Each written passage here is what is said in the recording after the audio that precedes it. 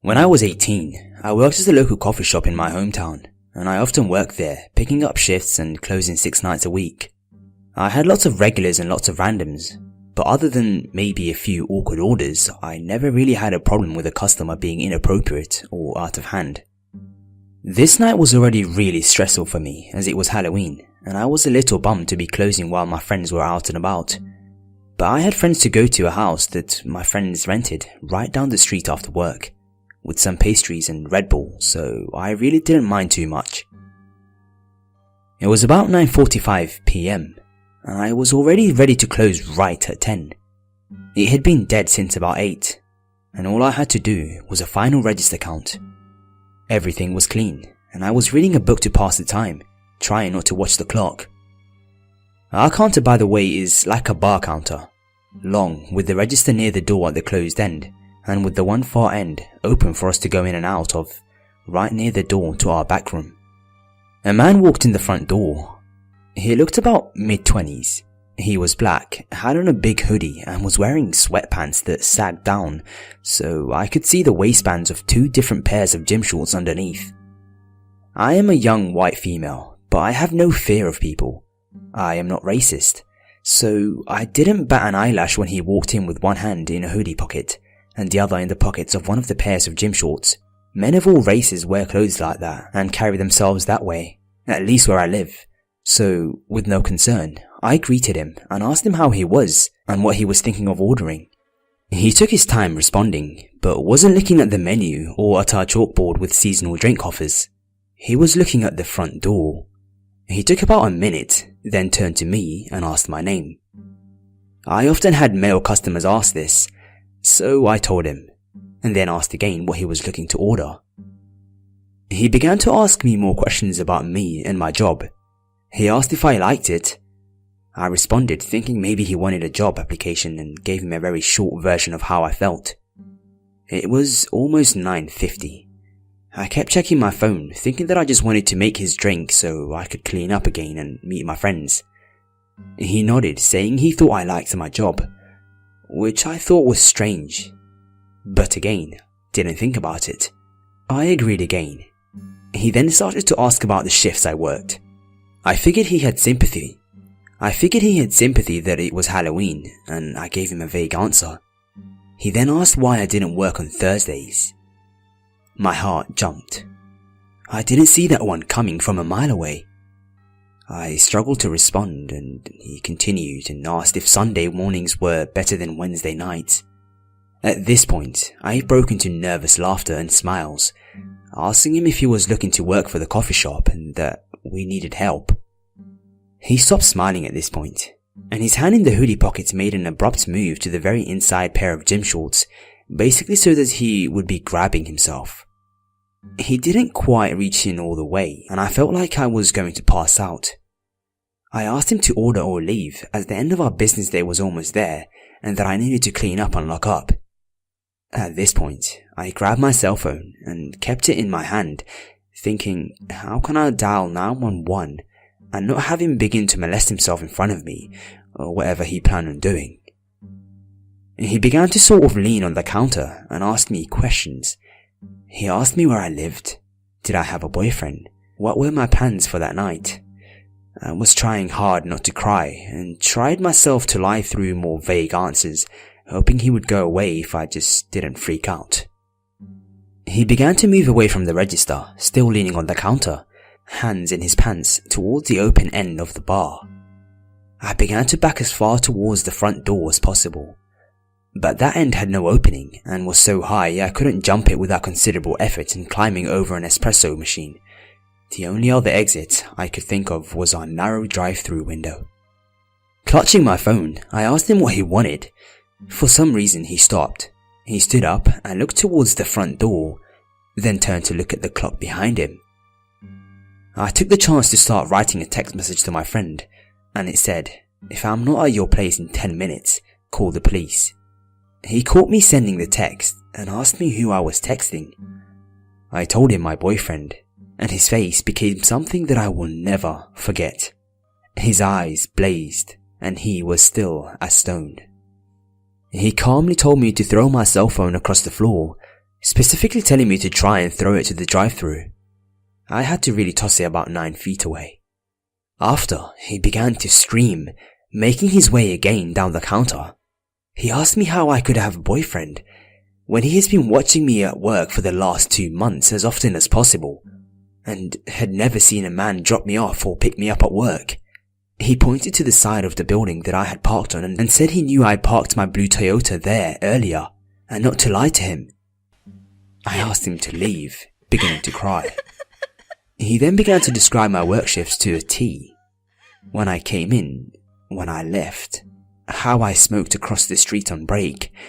He told me that he knew that I only drank the Diet Coke that we sold, and that I always cranked my music up when I started my car.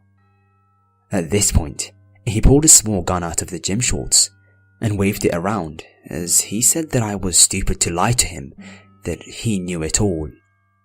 He was going between enraged and laughing, as if he couldn't believe that I didn't want to talk to him, or that it was funny that I was scared. I offered him all the money in the register, and he laughed again, like hysterically, and then again went still. He said, "I'm not here for any money, Marina. I am not here for a job. I think you know what I am here for." I'm sobbing now, and it made him either frustrated or sympathetic, and he began to say how I just needed to calm down, that he was just really excited to meet me. He still had one hand down near his dick and began to fondle himself, holding the gun with the other hand and about 3 feet away from the opening in the bar.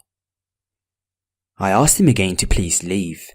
When he didn't move, I asked him what I did to him and why this was happening. He began to speak, saying that I was really pretty. He was continuing to talk when, all of a sudden, my friend walked in the door with his friends in tow. There were 5 guys all together, and all in a metal band together, so they are a pretty distinct group of guys. The man quickly put the gun in his hoodie pocket, so quickly that only 2 of my friends noticed it. He ran for the door, pushing past my friends, and disappeared into the night. I threw up as soon as he was gone, and 2 of my friends ran out after him, but didn't gain on him enough and didn't see where he went to. I quit my job the next day and called the police. There was never any follow-up, and I still wonder about what the fuck did or didn't happen to me that night. A few years ago in fall, my mother and grandmother were going to Vermont to see my aunt for a few days. I was around 15 to 16 at the time and was okay to stay at home alone. Occasionally, my grandfather would come over to just stop by and say hello, or sometimes he would stay over for the night to keep me company. I'll admit, it got pretty lonely sometimes, and it was nice to have him over for a while. We'd have conversations about pretty much whatever, and other times we'd like to watch TV. It was one of those nights where he was staying over, and like usual, we were having a conversation in the guest bedroom.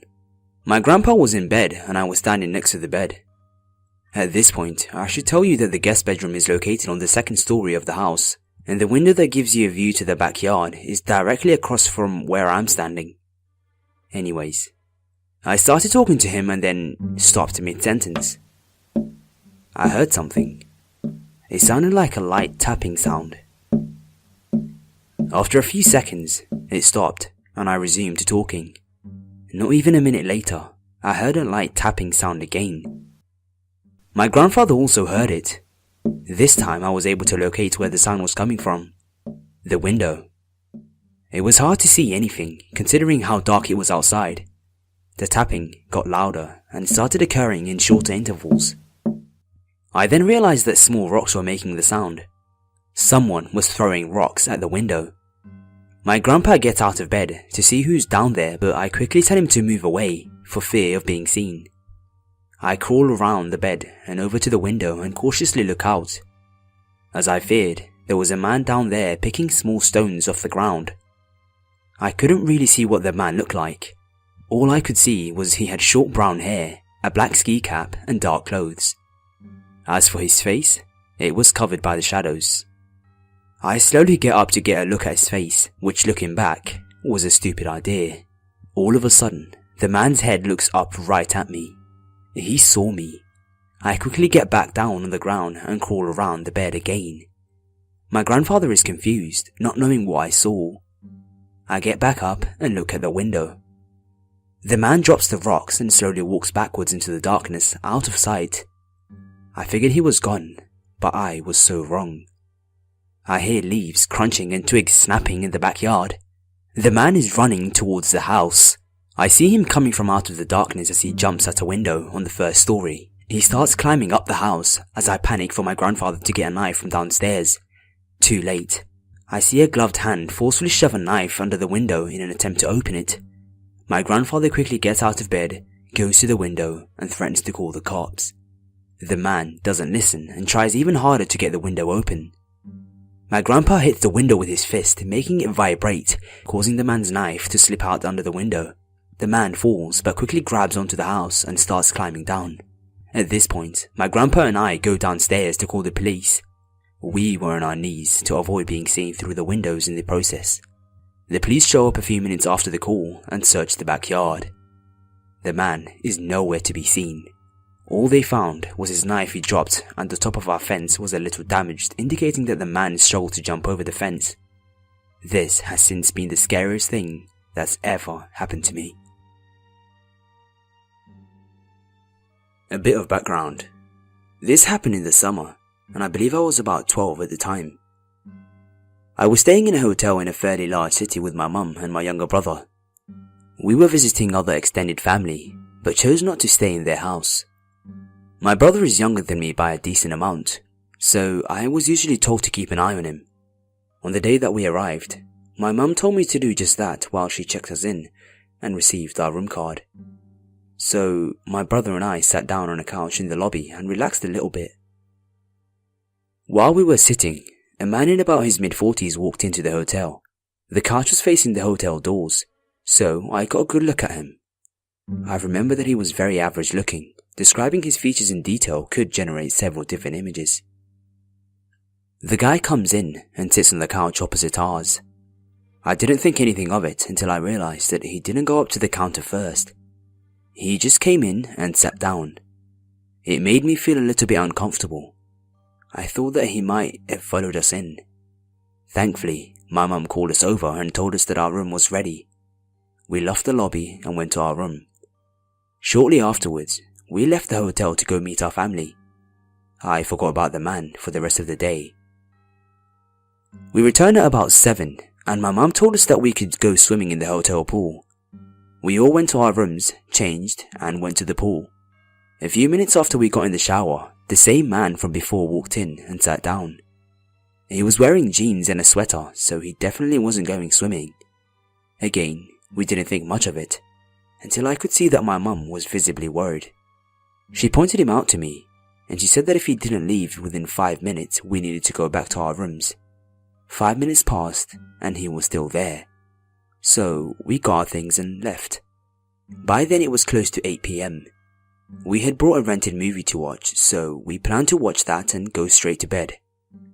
I noticed that my mum was a little on edge because of the man watching us, and I got a little more worried myself too. Halfway through the movie, my mum got up to get in the shower. While she was in there, someone knocked on the door and said, "Housekeeping," in a high-pitched voice. I thought that it was weird that the cleaning staff would come this late, but we needed another towel, so I answered the door. I wish I hadn't been so stupid. It was the creepy man. He gave me a smile and a little wave. I just stood there, kinda motionless. My mind automatically went to the worst possible situation. Kidnapping, rape, torture, etc. I heard the water in the shower turn off. He stood there as well for a moment, and then he spoke. "How was your swim?" At that moment, my mum came out of the shower, saw the man at the door, pulled me back, and slammed the door. She locked it. Then she called the front desk from our hotel phone to report the guy. I told her to just call the police, but she didn't listen. She then requested we switch rooms. I then heard footsteps stomping down the hallway from our room. Thankfully, the guy had left. After that, we switched hotel rooms and didn't see the guy again during our stay. When I was about 8 years old, I lived in a very small town. Around that time, we were building tons of houses, and being in the middle of nowhere as a kid, the two funniest things to play in were mud and those half-constructed houses. I hung out with the same group of friends just about every day, and by the time we returned home from school, the construction men were long gone. So we were doing our thing and playing the whatnot when this teenager comes up to us. He's maybe 15 or 16, kinda chunky with short brown hair and an awkward moustache. We'll call him Jason. I figure one particular friend of mine knows him, since he has the habit of randomly striking up conversations with people in town. We'll call this friend Jake. From the impression I have, Jake knows Jason a bit, and we all start hanging out. It's all good at first, but then Jason pulls out a wad of cash and starts daring us to do stuff. Every time we accomplish a dare, he offers to give us $20. My friends did all kinds of stupid stuff, mostly eating gross things like spiders or something.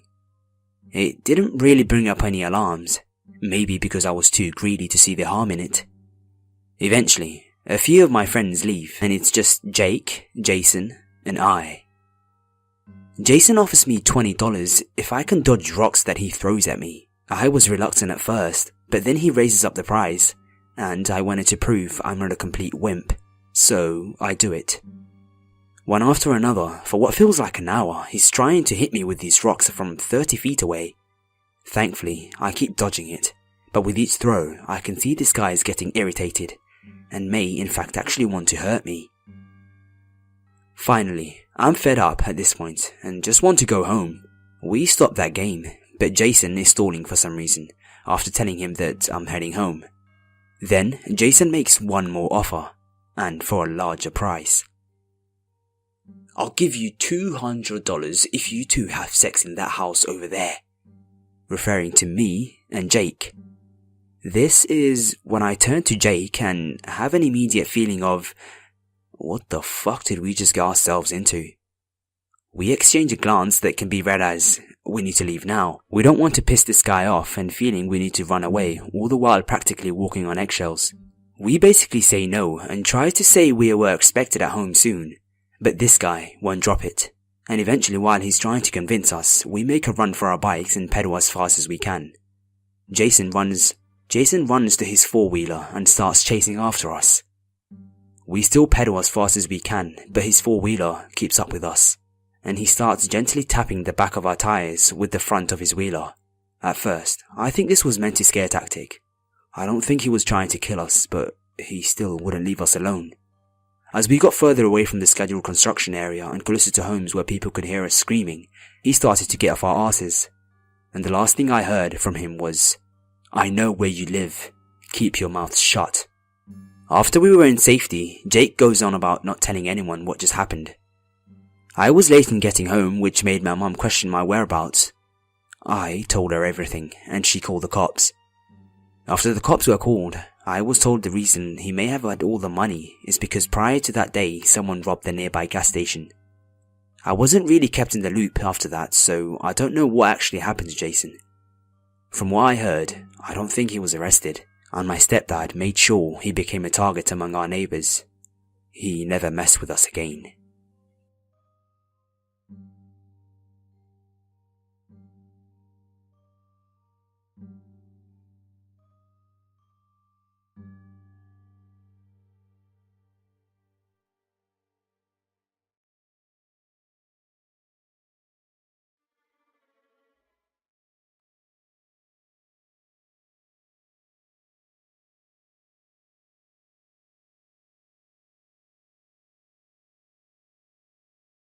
One far end open for us to go in and out of, right near the door to our back room. A man walked in the front door. He looked about mid-20s. He was black, had on a big hoodie and was wearing sweatpants that sagged down, so I could see the waistbands of two different pairs of gym shorts underneath. I am a young white female, but I have no fear of people. I am not racist, so I didn't bat an eyelash when he walked in with one hand in a hoodie pocket and the other in the pockets of one of the pairs of gym shorts. Men of all races wear clothes like that and carry themselves that way, at least where I live. So, with no concern, I greeted him and asked him how he was and what he was thinking of ordering. He took his time responding, but wasn't looking at the menu or at our chalkboard with seasonal drink offers. He was looking at the front door. He took about a minute, then turned to me and asked my name. I often had male customers ask this, so I told him, and then asked again what he was looking to order. He began to ask me more questions about me and my job. He asked if I liked it. I responded, thinking maybe he wanted a job application, and gave him a very short version of how I felt. It was almost 9:50. I kept checking my phone, thinking that I just wanted to make his drink so I could clean up again and meet my friends. He nodded, saying he thought I liked my job, which I thought was strange. But again, treat after work, with some pastries and Red Bull, so I really didn't mind too much. It was about 9:45 PM, and I was already ready to close right at 10. It had been dead since about 8, and all I had to do was a final register count. Everything was clean, and I was reading a book to pass the time, trying not to watch the clock. Our counter, by the way, is like a bar counter, long, with the register near the door at the closed end, and with the one. When I was 18, I worked at a local coffee shop in my hometown, and I often worked there, picking up shifts and closing 6 nights a week. I had lots of regulars and lots of randoms, but other than maybe a few awkward orders, I never really had a problem with a customer being inappropriate or out of hand. This night was already really stressful for me, as it was Halloween, and I was a little bummed to be closing while my friends were out and about. But I had friends to go to a house that my friends rented right down the street.